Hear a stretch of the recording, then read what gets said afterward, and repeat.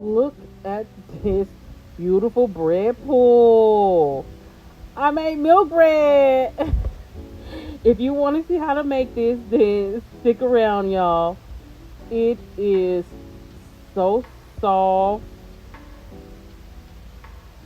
and it tastes so much like just the bread you buy out the store that don't got all the extra fancy stuff. And the crumb on it is wonderful. It pairs well with sandwiches. We tried that out. It's amazing. Uh, Stick around and don't forget to like, share, follow, all the things. Um, this is a longer video, so I will try to remember to add in the bottom where you can click top to. So I'm going to add the ingredients in a corner somewhere. I will put individual ingredients, but the full ingredient list is going to be at the end of the video. I'll show everything measured out and labeled and all that jazz. And we're going to add everything. Because this is a wetter dough, I decided to use this. This is actually a bread maker on the Ninja. You know, if you have the Ninja, you have this. Um, Things changed up a different because this is a traditional Japanese bread. So I wanted to make it the way that they make it. And here we are. So this recipe has a lot less sugar than I normally put in my brioche bread. So somebody with sugar sensitivities can probably do this, but don't forget to do your own research. After we add everything in, well, this is not everything, this is most of the things. We're going to get everything blended in good, get everything incorporated, and then we are going to stop it, and we're going to add in I call it a secret ingredient, the butter. We're going to put in butter. Also, the recipe, y'all, I lost my train of thought. That's okay. We're gonna let that go for 10 minutes. After you add the butter in, you're gonna let it go for 10 minutes. I know, but let it go for 10 minutes. You're gonna be grateful you did. And this is after it's gone for 10 minutes. I just went through that because y'all, that was a long time in bread time. Now watch me sit here and struggle taking this moist dough off. The dough came together beautifully, as you can see. That's why I did that close up. I mean, I was surprised at how well it came together because it was so wet. And the milk, when you put it in, you want that to be a colder milk, okay? I know, but make it cold, okay? We see what my end result is, so go with it, all right? Just try it like that. Um, I'm gonna sit here and struggle with this for a while, and yeah, eventually I get it all taken off. Um, of course I sped this up. I did it kind of real time, but I had to speed it up some because this video was like almost 30 minutes long.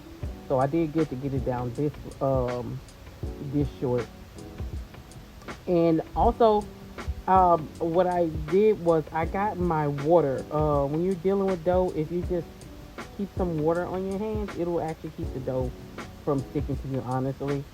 Um, and that's just a tip that I learned in the process of learning to bake bread and making bread. So if you're one of those people that just don't want it to stick to you, that will help. Um, Coming up, we are gonna do the rise.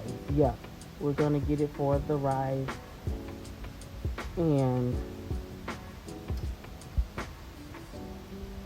pause for dramatic effect.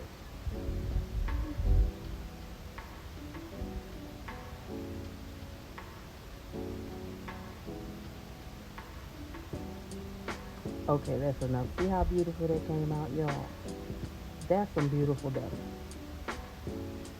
And it doesn't hurt that I didn't have to labor over it for like 15 minutes to get it to that consistency.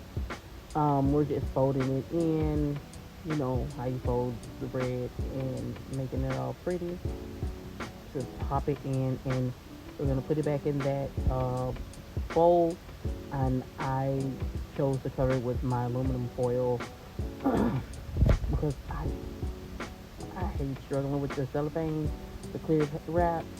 So, and then I can reuse this stuff more easily than that. So, and we're gonna let it rest for 30 minutes. You can do room temperature. I did my oven. And meanwhile, we're making the egg and milk slurry or whatever you want to call it. I It's just an egg, a little bit of milk, and then you're gonna put it through the strainer. I know, but it does make a difference. It does make a difference. And we're gonna go with it. I went with it, and I'm happy I went with it. The top of my bread was all firm and stuff, but still soft. Okay, that was new.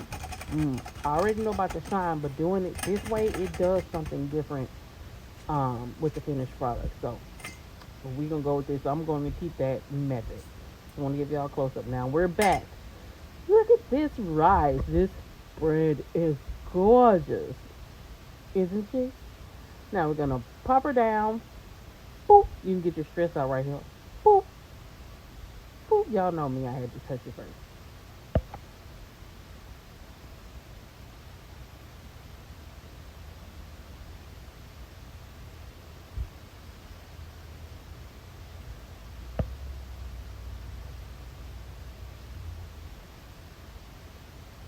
And now we're going to go through and we're separating it into the two different loaves.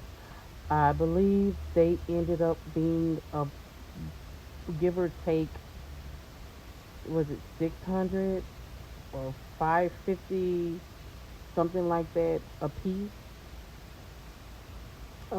grams, the both sides, and then I divided one into three and the other side into two. So that's what you see me doing here. And I would have sped it up quicker, but some people probably actually want to see the process. Yes, you're gonna have to pick and pull, and if you don't if you don't cut it the right size starting off, so just work with it. And once I got them close enough, I was like, okay, that's good. That was close enough for me. They came out fine. It worked out in the end. It doesn't. If you're a perfectionist, this is gonna drive you. Whoo, this is gonna drive you. But once I got close enough, that was good enough for me. And now I'm just going through the process of dividing it into three sizes. I did want those to be kinda about the same size, so I did my best again. And once it was close enough, I was okay with that. Um, and once we get these, which I was just ready to just toss it and be like, let me just braid it. But that's okay. I wanted to do the whole milk bread pull. So I was like, let me do this right. I wasn't sure which one I was going to use for it. So,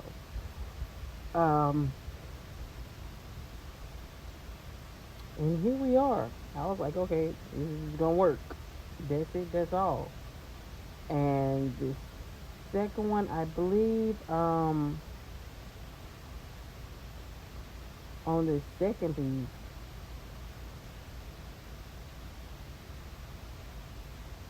yep, I got it almost right on the first round.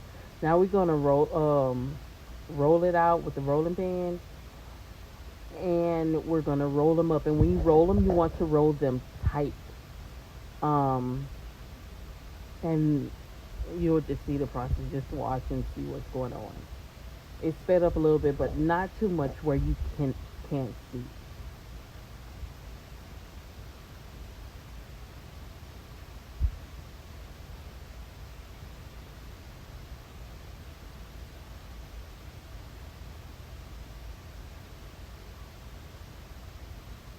three folds, and then you're gonna roll it again,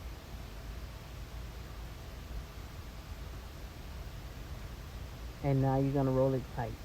One, two, three, and then we're gonna do that two more times.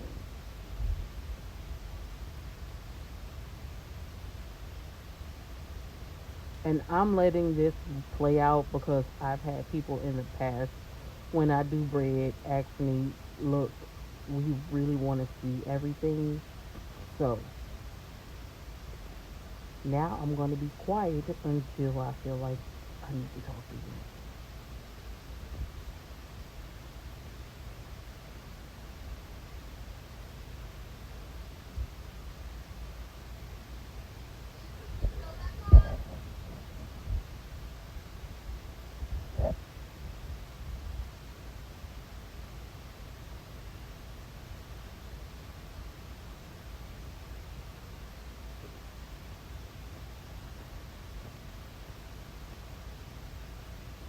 Okay?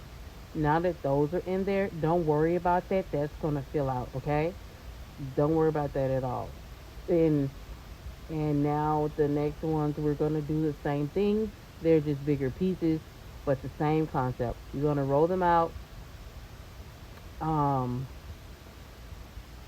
roll them out, three-fold them, and then uh, roll it tight. But it was too long for my pan, so I had to tuck the bottoms on this. So that's why. But typically you wouldn't tuck.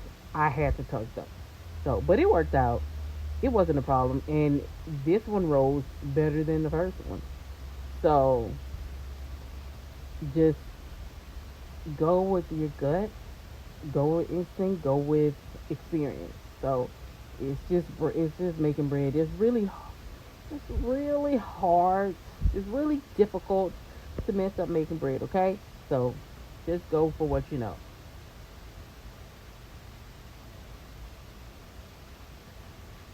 And we're gonna unfold in the ends again, and that's gonna rise. And here we have them after they've risen, and that is the slurry that we made with the milk and the egg.